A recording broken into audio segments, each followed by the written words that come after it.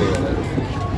ಅದರಲ್ಲೂ ಕೂಡ ವಿಶೇಷವಾಗಿ ಮರಸೂರು ಗ್ರಾಮ ಪಂಚಾಯತಿನಲ್ಲಿ ಪ್ರೌಢಶಾಲೆಗೆ ಹೋಗುವಂಥ ಮಕ್ಕಳಿಗೆ ಬೈಸಿಕಲ್ ವಿತರಣೆ ಮಾಡುವಂಥದ್ದು, ರೈತರಿಗೆ 10 ರೂಪಾಯಿ ಪ್ರೋತ್ಸಾಹಧನ ಕೊಡುವಂಥದ್ದು, ಮತ್ತು ಏನೇನು ಕಾರ್ಯಕ್ರಮಗಳು ಹಿಂದಿನ ಕಾರ್ಯಕ್ರಮಗಳಿತ್ತು ಅದೆಲ್ಲ ಮುಂದುವರಿಸುವಂಥ ಕಾರ್ಯಕ್ರಮಗಳನ್ನು ಹಮ್ಮಿಕೊಂಡಿದ್ದಾರೆ. ಮತ್ತು ಕಸ ವಿಲೇವಾರಿ ಘಟಕಗಳನ್ನು ಕೂಡ ಇವತ್ತು ಪ್ರಾರಂಭ ಮಾಡಿದ್ದಾರೆ.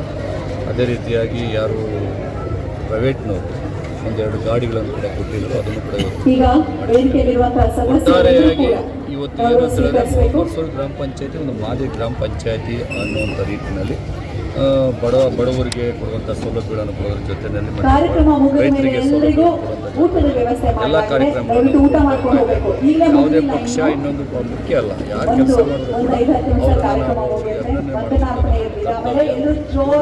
ಕೆಲಸಗಳನ್ನು ಆಗಬೇಕು ಹೇಳಿದ್ದಾರೆ. ಹಂತವಾಗಿ ಗ್ರಾಮ ಪಂಚಾಯಿತಿ ಬಹುಶಃ ನಮ್ಮ ರಾಜ್ಯಕ್ಕೆ ಮಾತ್ರ ಮಾದರಿ ಅಲ್ಲ, ಇದು ಇಡೀ ರಾಷ್ಟ್ರಕ್ಕೆ ಮಾದರಿ ಅಂತ ಹೇಳಬೇಕಾಗುತ್ತೆ. ಯಾಕೆಂದ್ರೆ ಬಂದಂತ ಆಂತರಿಕ ಸಂಪನ್ಮೂಲದಿಂದ ಯಾವ ರೀತಿ ವಿದ್ಯಾರ್ಥಿಗಳಿಂದ ಹಿಡಿದು ಸ್ತ್ರೀಯರಿಂದ ಹಿಡಿದು ಹಿರಿಯ ಪ್ರಜೆಗಳಿಂದ ಹಿಡಿದು ಯಾವ ರೀತಿ ಅವರು ಅನುದಾನವನ್ನ ಅನುಷ್ಠಾನ ಮಾಡ್ತಾ ಇರೋದು ನಿಜವಾಗ್ಲೂ ಒಂದು ಬಹಳ ಸಂತೋಷದ ವಿಚಾರ. ನೋಡಿ, ಅಂತಿಮ ಸಿರಿ ಅಂತ ಮಾಡಿದ್ದಾರೆ. ಯಾರಾದ್ರೂ ಅಂತಿಮ ನಮನ ಮತ್ತು ಸ್ತ್ರೀ ಸಿರಿ ಅಂತಾನು ಮಾಡಿದ್ದಾರೆ, ವನ ಸಿರಿ ಅಂತ ಮಾಡಿದ್ದಾರೆ. ಯಾರಾದ್ರೂ ಗ್ರಾಮಸ್ಥರು ನಿಧನ ಹೊಂದಿದ್ರೆ ಅವರ ಕುಟುಂಬಕ್ಕೆ 10 ರಿಂದ 15 ಸಾವಿರ ಕೊಡತಕ್ಕಂಥದ್ದು ಯೋಜನೆ ಬಹಳ ಮನಮುಟ್ಟುವಂಥದ್ದು. ಮತ್ತು ಹಾಲು ಉತ್ಪಾದಕರಿಗೂ ಅಷ್ಟೇ ಪ್ರತಿ ಲೀಟರ್ಗೆ 10 ರೂಪಾಯಿನ ಪ್ರೋತ್ಸಾಹಧನವಾಗಿ ಕೊಡುವಂಥದ್ದು. ಮತ್ತು ಮಕ್ಕಳಿಗೆ ಇಂಗ್ಲಿಷ್ ಅನ್ನು ಕಲಿಸುವಂತ LKG UKG ಶಾಲೆಗಳನ್ನ ತೆಗೆದು ಅವರಿಗೆ ವಾಹನ ಸೌಲಭ್ಯವನ್ನ ಕಲ್ಪಿಸುವಂಥದ್ದು ಮತ್ತು ಅಂತರ್ಜಲ ಹೆಚ್ಚಿಗೆ ಮಾಡಲಿಕ್ಕೆ ಕೆರೆಗಳನ್ನ ಅಭಿವೃದ್ಧಿಗೊಳಿಸುವಂಥದ್ದು ಎಲ್ಲ ಬಹಳ ಮೆಚ್ಚುವಂತ ಕಾರ್ಯಕ್ರಮಗಳು.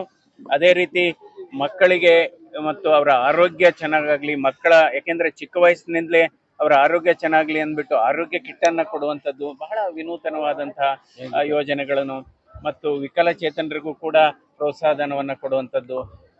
ಒಟ್ಟಿಗೆ ಇದು ಮರಸೂರು ಗ್ರಾಮ ಪಂಚಾಯತಿ ಒಂದು ಮರಸೂರು ರಾಜ್ಯ ಅಂತಾನೆ ಹೇಳ್ಬೋದು, ಮಿನಿ ರಾಜ್ಯ ಆ ರೀತಿ ಕೆಲಸ ಮಾಡ್ತಾ ಇದೆ. ಇದನ್ನ ನನ್ನ ಅರ್ಥದಲ್ಲಿ ಈ ಮರಸೂರು ಗ್ರಾಮ ಪಂಚಾಯತಿ ಯಾವ ರೀತಿ ಕೆಲಸ ಮಾಡ್ತಾ ಇದೆ ಇದೇ ರೀತಿ, ಯಾಕೆಂದ್ರೆ ಬೆಂಗಳೂರಿಗೆ ಸುತ್ತಮುತ್ತ ಅಂಟಿಕೊಂಡಂತಹ ಮತ್ತು ನಗರ ಪ್ರದೇಶಗಳಿಗೆ ಹಲವಾರು ದೊಡ್ಡ ದೊಡ್ಡ ನಗರ ಪ್ರದೇಶಗಳ ಅಂಟಿಕೊಂಡಂತ ಗ್ರಾಮ ಪಂಚಾಯತಿಗೆ ಸ್ವಲ್ಪ ಸಂಪನ್ಮೂಲ ಚೆನ್ನಾಗಿರುತ್ತೆ. ಆ ಸಂಪನ್ಮೂಲವನ್ನ ಯಾವ ರೀತಿ ಸದ್ಬಳಕೆ ಮಾಡಬಹುದು, ಯಾವ ರೀತಿ ಮಾಡಬಹುದು ಅನ್ನೋದಕ್ಕೆ ಇದೇ ಒಂದು ಮರಸೂರು ಗ್ರಾಮ ಪಂಚಾಯತಿ ಒಂದು ಆದರ್ಶ ಅಂತ ನನ್ನ ಭಾವನೆ. ಇವರು ಬೇರೆ ಬೇರೆ ಗ್ರಾಮ ಪಂಚಾಯತಿಗೆ ಇವರು ಒಂದು ಕಾರ್ಯಾಗಾರವನ್ನ ಮಾಡಿ ಅವ್ರಿಗೆ ಕಲಿಸ್ಕೊಡ್ಬೇಕು. ನಮ್ಮ ಗ್ರಾಮ ಪಂಚಾಯತಿ ಮಾಜಿ ಅಧ್ಯಕ್ಷರುಗಳು, ಉಪಾಧ್ಯಕ್ಷರುಗಳು, ಎಲ್ಲ ಸದಸ್ಯರುಗಳ ಸಹಕಾರ, ತುಂಬಾ ಸಹಕಾರದಿಂದ ಇದೆಲ್ಲ ಸಾಧ್ಯ ಆಯ್ತು. ಸರ್ಕಾರ ಕೊಡ್ತಾ ಇರೋದು ಸೈಕಲ್ ನಿಲ್ಲಿಸ್ಬಿಟ್ಟಿದೆ, ನೀವು ಕೊಡ್ತಾ ಇದ್ರೆ ಮಕ್ಕಳಿಗೆ ಯಾವ ಒಂದು ಪರಿಕಲ್ಪನೆಯಿಂದ ಕೊಡ್ತೀವಿ ಸರ್? ಯಾವ ಒಂದು ನಿಟ್ಟಿನಲ್ಲಿ ಹಣ ಯಾವ ರೀತಿ ಶೇಖರಣೆ ಮಾಡ್ತೀರಾ ತಾವೆಲ್ಲ? ಈಗ 2010-11ರಲ್ಲಿ 3 ಕೋಟಿ 20 ಲಕ್ಷ ಇದ್ದಂತ ವರಮಾನ ಪಂಚಾಯತಿಗೆ ನಾವು 2020-21 ಬರೋವರೆಗೂ ಅಷ್ಟೇ ಇತ್ತು. 2021-20-21ರಲ್ಲಿ 4.25 ಕೋಟಿ ಕಲೆಕ್ಷನ್ ಮಾಡಿದ್ದೀವಿ. ಅದೇ ರೀತಿ 22-23ರಲ್ಲಿ 6 ಕೋಟಿ 65 ಲಕ್ಷ ಕಲೆಕ್ಷನ್ ಮಾಡಿದ್ವಿ.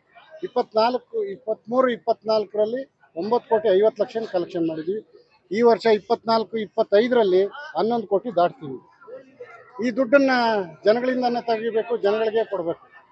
ಅದೇ ರೀತಿ ನಮ್ಮ ಇಡೀ ಪಂಚಾಯತಿನಾಗಿ ಎಲ್ಲ ಸರ್ವತೋಮುಖ ಅಭಿವೃದ್ಧಿ, ರೈತರು, ಅಂಗವಿಕಲರು, ಅದೇ ರೀತಿ ಶಾಲಾ ಮಕ್ಕಳು ಮತ್ತು ನಮ್ಮ ಹಾಸ್ಪಿಟ್ಲ್ ಇರ್ಬೋದು, ಎಲ್ಲ ಅದಕ್ಕೂ ನಾವು ಖರ್ಚು ಮಾಡ್ತಾ ಇದ್ದೀವಿ. ಜೊತೆಲೇ ಅಭಿವೃದ್ಧಿ ಸಹ ಸುಮಾರು ವರ್ಷಕ್ಕೆ 4 ಕೋಟಿ ರೂಪಾಯಿ ಡೆವಲಪ್ಮೆಂಟ್ ಕಾಮಗಾರಿಗಳನ್ನು ಸಹ ಮಾಡ್ತಾ ಇದ್ದೀವಿ. ಸುಮಾರು 15 ಯೋಜನೆಗಳನ್ನ ಜಾರಿಗೆ ತಂದಿರೋದು. 15 ಯೋಜನೆಗಳನ್ನು ನಡ್ಸ್ಕೊಂಡು ಬರ್ತಾ ಇದ್ದೀವಿ. ಹೇಗೆ ಸಾಧ್ಯ ಆಯ್ತು ಅಂತ ಇದನ್ನ ನಾವು ಕ್ರೋಢೀಕರಣ ಜಾಸ್ತಿ ಮಾಡ್ಕೊಂಡೋಗ್ತಾ ಹೋಗ್ತಾ ಇದ್ದೀವಿ.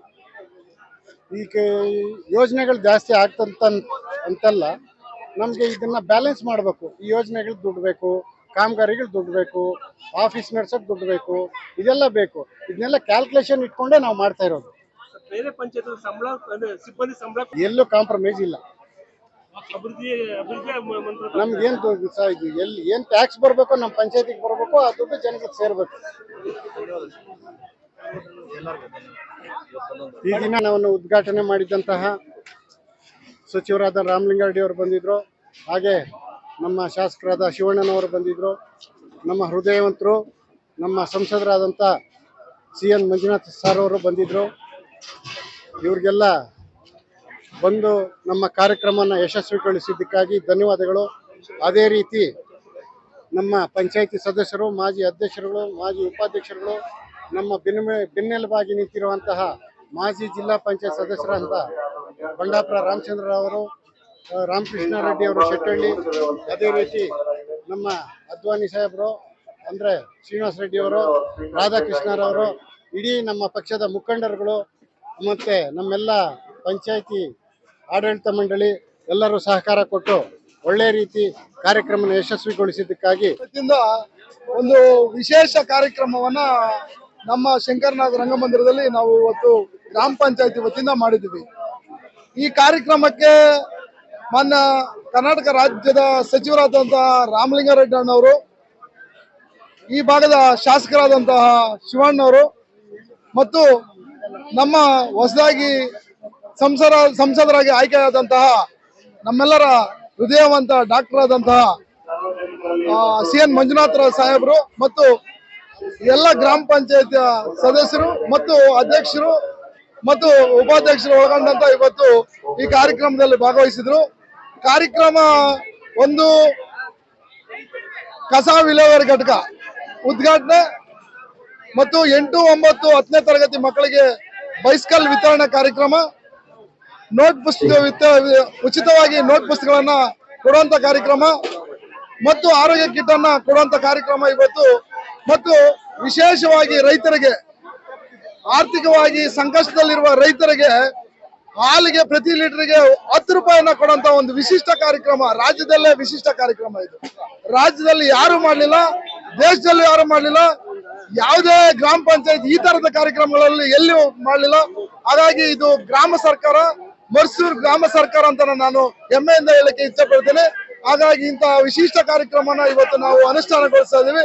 ಹಾಗಾಗಿ ಮರ್ಸೂರು ಗ್ರಾಮ ಪಂಚಾಯತ್ ಅಧ್ಯಕ್ಷರಾದಂತಹ ರಮೇಶ್ ರೆಡ್ಡಿ ಅವರಿಗೆ, ಉಪಾಧ್ಯಕ್ಷರಾದಂತಹ ಮಂಜುಳಾರ್ ಅವರಿಗೆ ಮತ್ತು ಎಲ್ಲ ಸದಸ್ಯರಿಗೂ ನಾನು ಈ ತಮ್ಮ ಎಲ್ಲ ವಾಹಿನಿಯ ಮುಖಾಂತರ ಅಭಿನಂದನೆಗಳನ್ನ ಮೊದಲಿಗೆ ಸಲ್ಲಿಸ್ತೇನೆ.